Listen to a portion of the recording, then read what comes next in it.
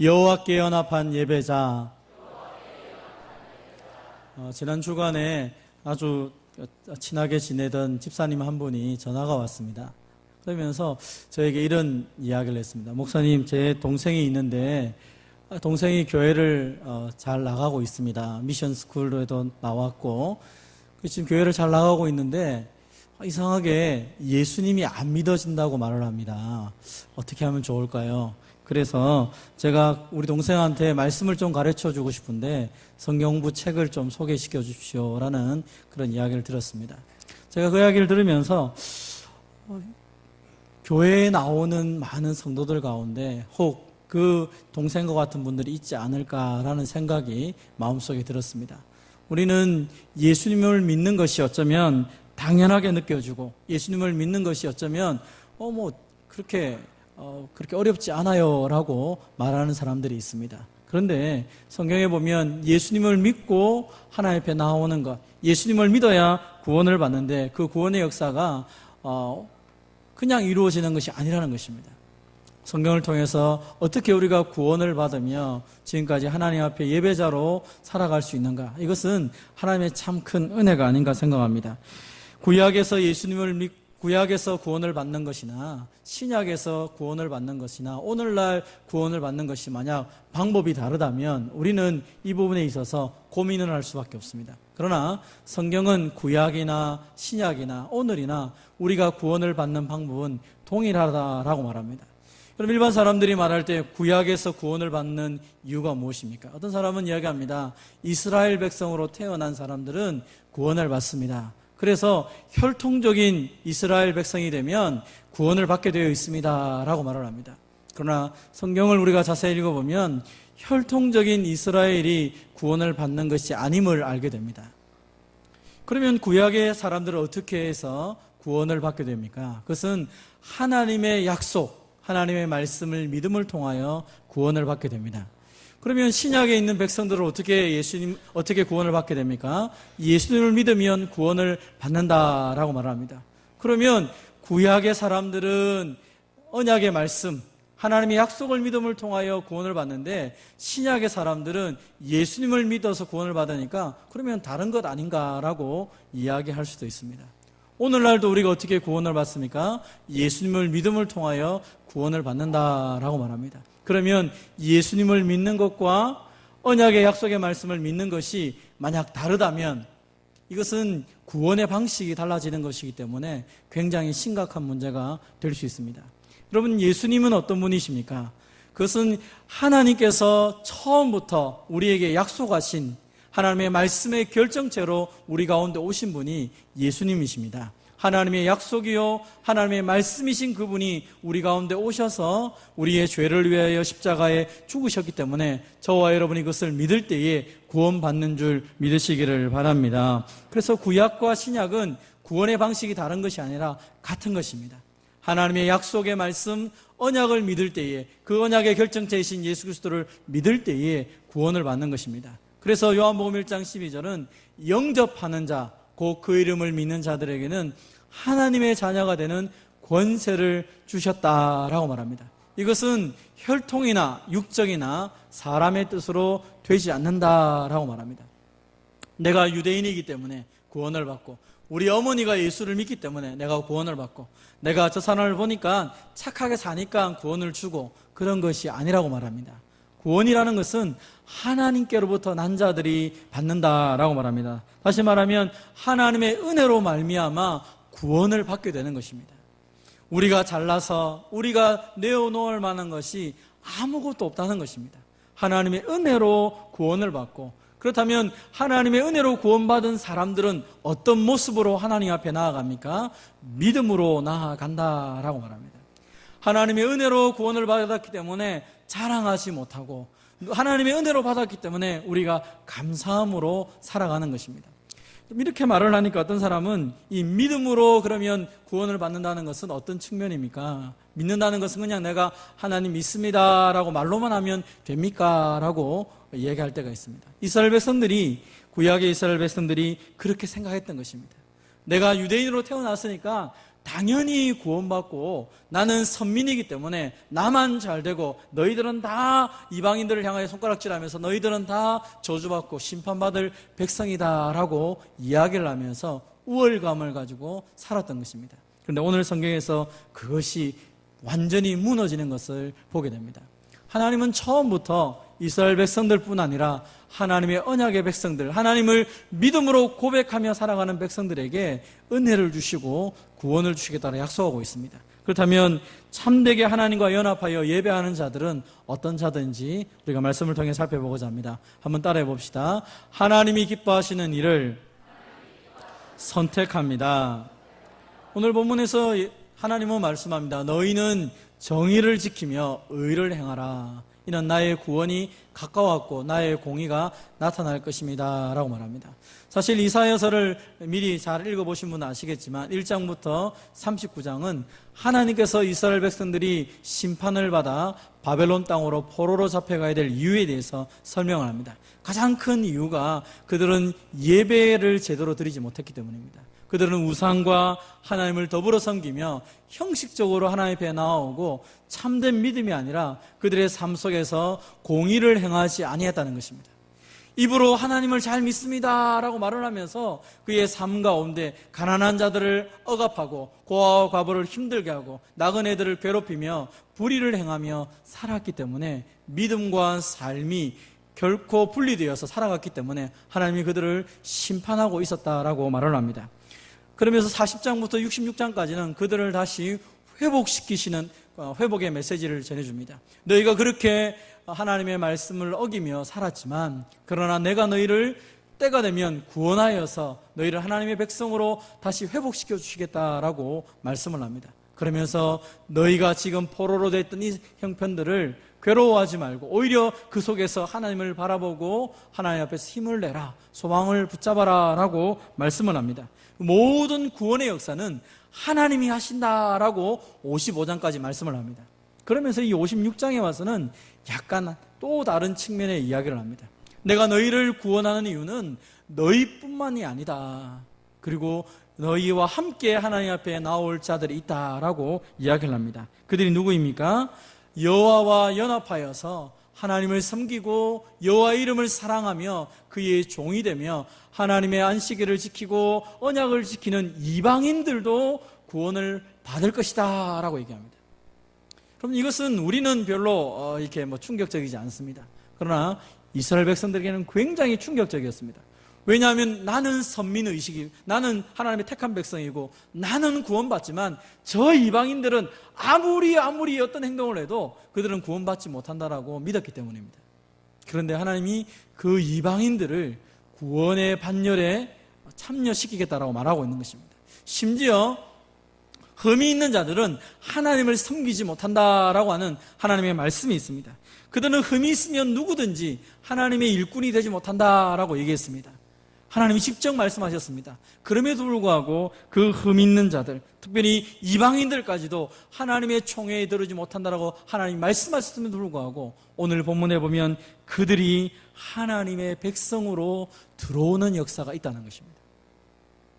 정상적인 사람들, 정상적으로 이방인으로 태어난 사람들, 그리고 몸이 불편한 사람들은 하나님의 총회에 들어오지 못한다라고 율법에 기록됐음에도 불구하고 하나님이 이 모든 것들의 가장 근본적인 하나님의 마음을 백성들에게 가르쳐주고 있는 것입니다. 그것은 혈통이 아니라 하나님을 인정하는 자들, 하나님을 믿는 자들을 가리켜서 그들을 하나님의 백성으로 삼겠다라는 것입니다. 그건 창세기 1장부터 말라기까지 다 계속적으로 말씀을 하고 있는 것입니다. 그러면 하나님의 언약의 말씀을 믿는 사람들은 어떤 사람들입니까? 그것을 믿음으로 삶 가운데 순종하는 자들, 다시 말하면 정의와 공의를 실현하는 자들이다라고 말을 합니다. 하나님을 믿기 때문에 하나님 앞에서 하나님과 연합하여서 그들의 삶 가운데 믿음을 삶으로 고백하며 살아가는 사람들을 말합니다. 그들이 이방인으로 태어났다 할지라도 그들이 하나님을 나의 구주로 믿음을 행동으로 보여줄 때, 믿는 것을 삶 가운데 고백할 때 하나님이 그들을 인정하였다라고 말합니다. 이것은 우리가 성경에 많은 사람들이 그렇게 된 것을 압니다. 기생 라합도 그랬고, 그리고 성경에 말해보면 다말이라는 여인도 그랬고, 뿐만 아니라 이 하나님 앞에서 신실하게 살았던 믿음의 사람들과 더불어서 이방인이었지만 하나님의 백성에 들어왔던 많은 사람들이 있습니다. 갈렙이라는 사람도 마찬가지고, 많은 사람들이 하나님 앞에서 나는 이방인이었지만 그러나 예수 그리스도를 나의 구주로 하나님의 언약의 말씀을 신뢰함을 통하여 하나님의 백성으로 들어와 예배자로 서가고 있다는 것을 말씀을 하고 있습니다.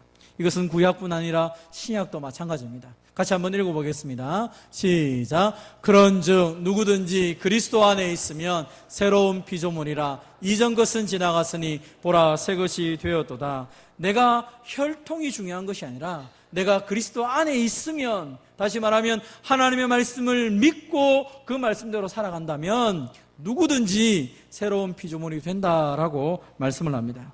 특별히 오늘 본문에서 하나님의 공의와 정의를 실현하는 것에 대해서 두 가지로 특별히 강하게 설명합니다. 그 첫 번째가 무엇입니까? 안식일을 지켜 더럽히지 않는 자라고 말합니다. 하나님을 하나님으로 인정한다. 안식이라는 것이 무엇을 의미합니까? 그것은 출애굽기 20장에 보면 하나님께서 천지를 만드시고 그리고 일곱째 날을 복되게 하여 쉬었던 것을 너희가 기억하여 안식일을 지키라라고 말합니다. 다시 말하면 하나님이 온 우주의 창조자이시고 하나님이 나를 만드셨음을 믿고 고백하기 때문에 이 시간을 하나님께 드리며 하나님 앞에 예배한다는 것입니다. 신명기 5장에서는 왜 이 안식일을 지킵니까? 우리를 죄되었던 저 종되었던 애굽에서 인도하신 구원자가 하나님이시기 때문에 그것을 인정함으로 이날 하나님 앞에 예배 드릴 뿐 아니라 내게 있는 모든 사람들에게 참된 안식을 선포하는 날로 이 하나님 앞에 안식일을 지키며 예배하였던 것입니다. 마찬가지로 오늘도 저와 여러분이 하나님 앞에 예배하는 이유가 무엇입니까? 그것은 하나님이 나의 주인이시고 하나님이 나의 구원자인 것을 고백하며 하나님 앞에 나아오는 것입니다. 여러분, 예배를 통하여 하나님을 만나고 하나님을 경험하고 하나님의 은혜를 누림을 통하여 내가 누구인지를 또 한번 생각하게 되는 것입니다. 하나님이 창조주시라면 나는 하나님의 피조물이라는 것입니다. 하나님이 나의 구원자이면 나는 하나님으로 말미암아 구원받은 자유자가 되었음을 선포하면서 이 땅 가운데 살아가게 되는 것입니다. 그러나 이 안식일을 지키지 않고 주일을 지키지 않고 내 마음대로 살아가면 어떻게 됩니까? 내가 누구인지를 잊어버리게 되고 하나님이 어떤 분이신지를 잊어버리며 살아간다는 것입니다. 성경은 우리에게 계속적으로 우리의 믿음이 삶으로 증명되어야 되고 고백되어야 된다고 말씀을 하고 있습니다. 은혜로 구원받았기 때문에 나는 마음대로 살아야 된다라고 성경은 말하고 있지 않습니다.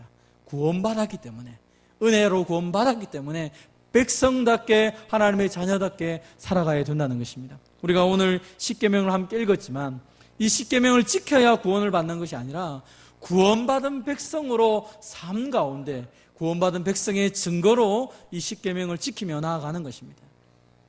마찬가지로 두 번째로 손을 지켜 모든 악을 행하지 않는다라는 것이 무엇입니까? 그것은 내가 언약의 백성답게 하나님의 뜻에 맞추어 살아간다는 것입니다. 세상 사람들이 다 공인하고 세상 사람들이 다 인정을 한다 할지라도 그것이 하나님의 뜻과 맞지 않으면 그것을 행하지 않는 자가 바로 믿음의 사람이라는 것입니다. 믿음은 말로만 나오는 것이 아닙니다. 믿음은 그 마음의 열매로 드러나야 되는 것이죠. 마음에 있는 것이 입으로 나오게 되고요. 그리고 우리의 믿는 것이 삶으로 증거가 됩니다. 사람들 앞에 오늘도 우리가 세례식이 있을 텐데 세례를 할 때 왜 사람들 앞에서 공인을 합니까? 사람들 앞에서 고백을 합니까? 그것은 내 마음에 있는 것을 입으로 고백하는 것입니다. 내가 믿는 것을 사람들 앞에 표현하면서 그렇게 살아가는 것을 의미하는 것입니다. 말로가 말이 끝이 아니라는 것입니다.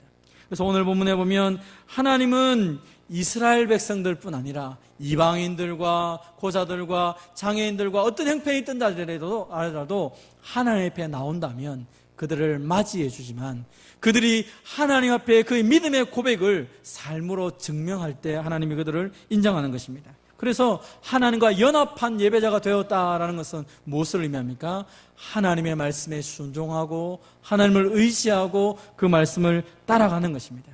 그래서 야고보 사도가 말한 것이 무엇입니까? 우리에게 행함이 없으면 아무 유익이 없다.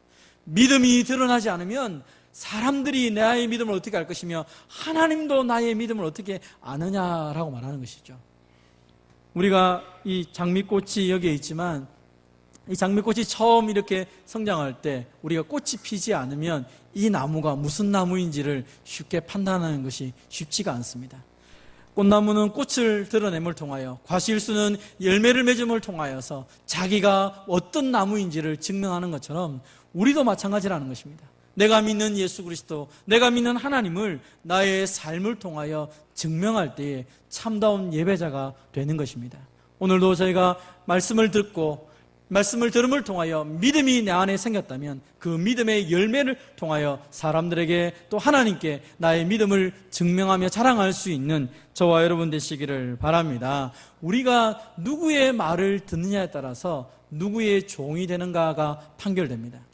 나는 하나님을 믿습니다 라고 말을 하면서 여전히 죄의 말에 계속 순종하고 사탄의 말에 순종하며 살아간다면 나는 하나님의 종이 아니겠지요.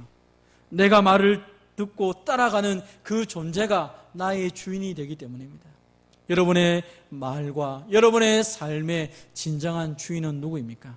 내 마음과 내 생각과 내 모든 삶의 주인이 하나님이시라면 그 하나님의 말씀 중심으로 살아가고 하나님 앞에 그 믿음을 삶으로 증명할 수 있는 저와 여러분 되시기를 바랍니다. 하나님이 기뻐하시고 하나님이 좋아하시는 것을 오늘도 믿음으로 선택하며 살아가는 저와 여러분 되시기를 바랍니다. 두 번째로 하나님께 연합하여 예배하는 자에게 주신 하나님의 은혜가 무엇입니까? 한번 따라해 봅시다. 하나님이 주시는 기쁨으로 삽니다.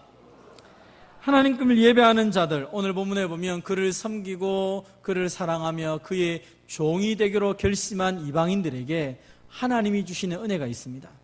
여러분, 하나님을 연합하여 그를 섬긴다라는 것은 하나님께 예배한다라는 의미입니다. 하나님의 이름을 사랑하고 그의 종이 된다라는 것은 하나님의 백성답게 살아가겠다라는 것입니다. 그래서 예배와 삶은 연결이 되어 있습니다. 우리가 주일날 하나님 앞에서 예배를 드립니다. 예배 안 드린다고 구원받지 못합니까? 예배 안 드린다고 내 인생이 망합니까? 어쩌면 예배라는 것 자체가 우리에게 주시는 가장 큰 의미가 무엇입니까? 그것은 하나님을 하나님으로 인정하느냐 인정하지 않느냐를 내가 고백하고 삶으로 드러내는 것이죠. 예배의 행위 자체가 나에게 구원을 주는 건 아니지만 그러나 내가 하나님을 믿기 때문에 예배를 통하여 하나님과 교제하고 만나는 이 기쁨을 다른 것과 비교할 수도 빼앗길 수도 없다는 것이 진정한 예배자의 고백이요 진정한 성도의 고백일 것입니다. 아니 저는 예배 안 드려도 괜찮아요. 나는 지금 예수 믿기 때문에 천국 가요. 마음대로 살아도 돼요. 그것은 본질적인 것을 잊어버리는 것입니다. 삶으로 부인하는 자가 믿음으로 받아들였다고 말하는 것은 거짓말이라 한 게 높습니다.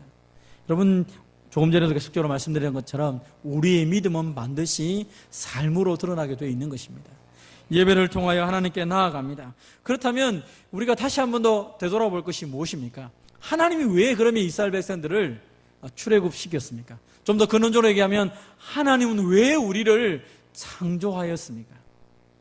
창세기 1장에 하나님께서 우리를 창조하셨을 때 하나님의 형상대로 하나님의 모양대로 우리를 창조하셨다라고 말하고 있습니다. 그럼 하나님의 모양대로 하나님의 형상대로 만들었다는 게 뭡니까? 하나님이 눈이 2개고 코가 1개고 입이 1개고 귀가 2개란 말입니까? 그런 말이 아닙니다.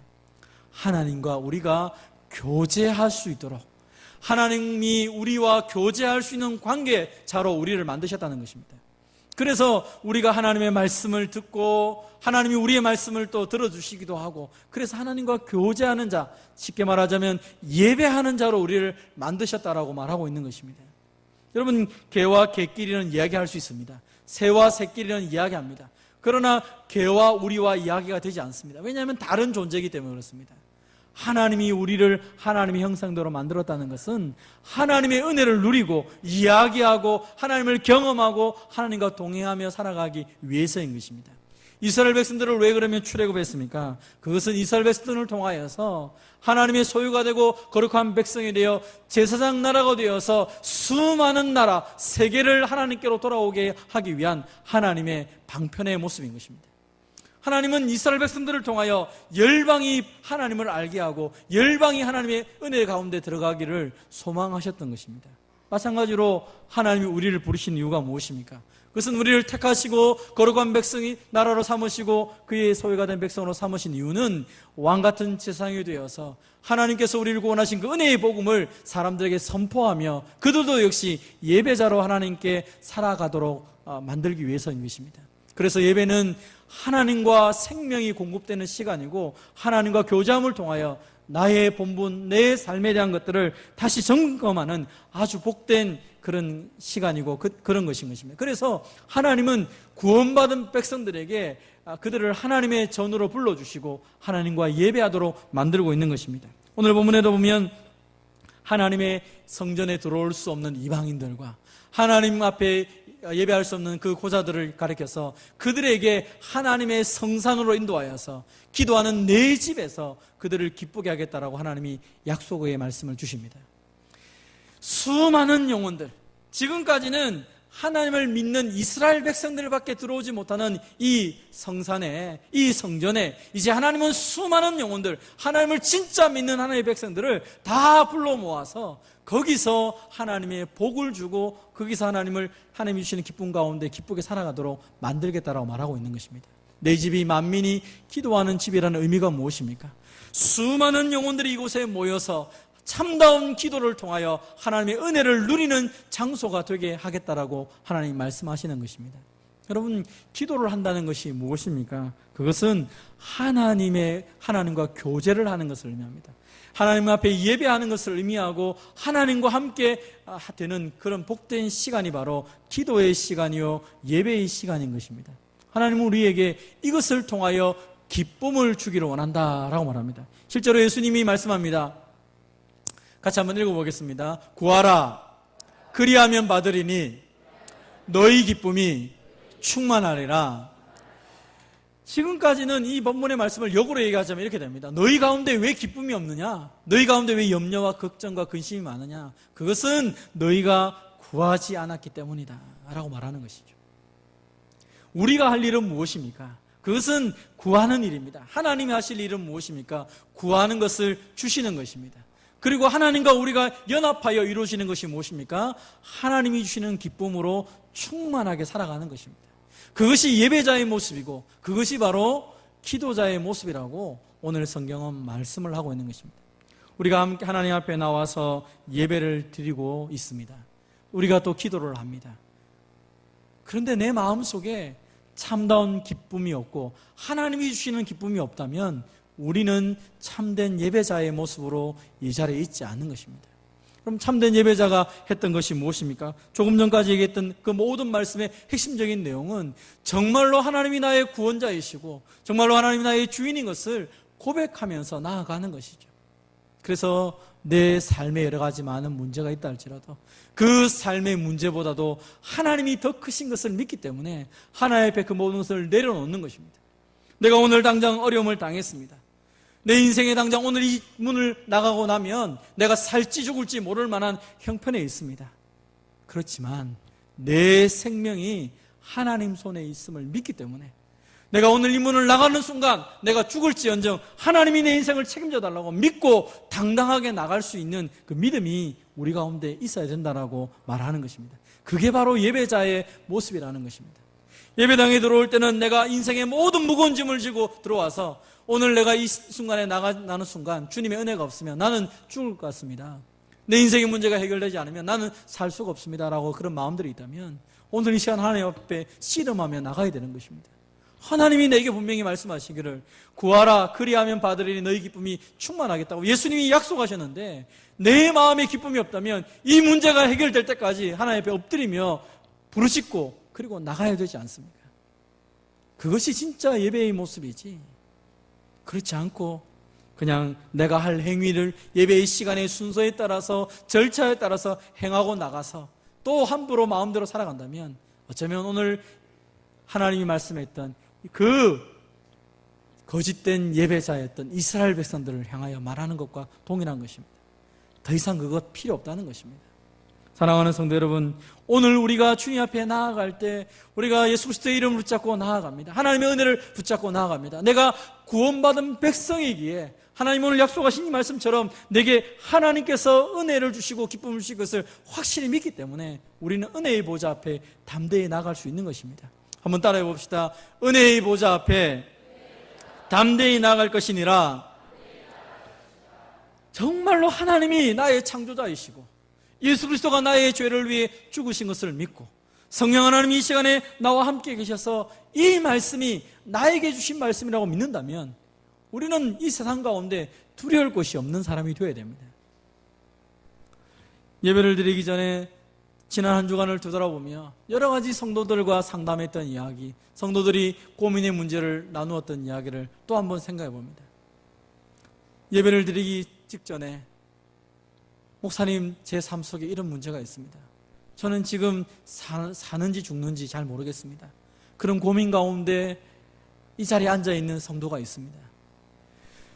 목사님, 저는 지금 하나의 선택의 문제를 해야 되는데 이 선택의 문제에 따라서 내가 여기 있어야 될지 어디 가야 될지 우리 집이 어떻게 될지 지금 좌우가 됩니다. 그런 문제를 가지고 이 자리에 앉아있다는 것입니다. 여러분, 내 인생에서 가장 중요한 문제가 결정되지고 나의 생명의 문제가 뒤흔들리는 이 순간에 우리가 하나님 앞에 엎드린 이유가 무엇입니까? 그것은 하나님이 말씀하시고 내가 하나님께 기도하면 그 모든 문제가 해결받을 것을 믿기 때문입니다. 은혜의 보좌 앞에 나아갑니다. 때를 따라 돕는 은혜, 하나님의 긍휼하심이 분명히 있음을 믿기 때문에 오늘도 이 자리에 우리가 엎드리며 하나님께 기도하는 것입니다. 사랑하는 성도 여러분, 우리는 그냥 형식적으로 예배하는 자들이 아닙니다. 예수 그리스도의 그 십자가의 보혈을 믿고 있고 그리고 오늘도 성령 하나님께서 우리의 기도를 도와주실 것을 믿고 하나님이 우리가 예수님의 이름으로 기도하면 응답하실 것을 믿기 때문에 그 담대함을 가지고 하나님 앞에 나가며 예배하고 있는 것입니다. 오늘도 이 시간 저와 여러분에게 있는 그 모든 답답함들을 주님 앞에 내어놓고 기도하시고 주님의 응답을 붙잡고 나가는 저와 여러분 되시기를 바랍니다. 하나님과 연합하여 예배하였기 때문에 우리가 하나님이 기뻐하는 것을 선택하며 하나님 주시는 그 기쁨을 붙잡고 세상 가운데 나아가는 것입니다. 그렇기 때문에 당당하게 나갈 수 있고 그렇기 때문에 어떤 문제를 만나도 실망하지 않는 것입니다. 보이고 들리는 것이 아니라 말씀을 붙잡고 하나님이 주시는 그 약속을 붙잡고 살아가는 저와 여러분 되시기를 주님의 이름으로 축원드립니다.